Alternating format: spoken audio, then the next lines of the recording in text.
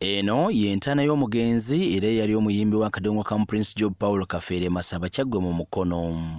Kafeero yafa mu 2007 wabula amaziika ge geetobekamu enkayana nga ne we yafiira baali tebalinnya mu kimu ne kitaawe Naŋŋanga nga Kafeero yatuuka n'okwekolera ekijja kwe yalama okumuziika olwa kitaawe okumwegaana. Naŋŋanga mwennyini yakyetandikira. Nze Pawulo yaŋŋamba bwe yali omuto Naŋŋanga yabeegaana. Naŋŋanga n'abagamba nti nze sinze mbazaala, nyammwe yabazaala musajja Munyarwanda yali akola mu bikajjo. Bwe Kafeero afa enkalo mu b'eŋŋanda abaana n'abamu ku bannamwandu zizze zibalukawo. Mu mwezi ogwokusatu enkalu zisiba abaana b'omugenzi Kafeero olw'abamu ku baana okutandika okutunda ebintu by'omugenzi nga kati enkalu ezisinga ziri ku nteekateeka y'okuziikula kitaabwe okumanya endagabutonde z'abamu ku baana abanoonya ekika. Era ne court order gye bagamba nti court order ye yakkiriza gye baasaba okuggisaayo omugenzi ono erinnya eririko liri Nende Abubakari. Yoyo mwami Nende muto wa muzeeyi. Nze sikiriziganya n'abantu kuva eri kujja kuteeka nkumbi oba nsuululu ku malaala ago. Kubanga olaba nagali amakadde ge wasangawo gaabalemu kukola, olwo gano bali gakola.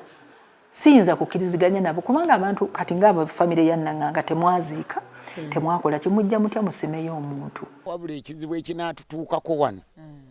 Ne Museveni awulire nti twesse kwe kukwata omusajja ono nga waliwo abasimula Kafeero wano. Mu kuzuula endagabutonde z'abaana okwasooka abaana bana bokka be badda nga bafaananya endagabutonde za Paulo Kafeero nga 11 akakuŋŋunta kaabawanda wabula na buli kati bawalirira kuziikula Kafeero olw'okunoonya ekika kyabwe. Katikkiro wa Buganda Charles Mayiga ng'asinziira mu lukiiko e Mengo alabudde abaana n'ab'eŋŋanda za Kafeero obutaziikula mugenzi wabula abaawandulwa endagabutonde abasabye beekebereza bwe bwe zifaanagana olwo banoonye ekika kyabwe ekituufu.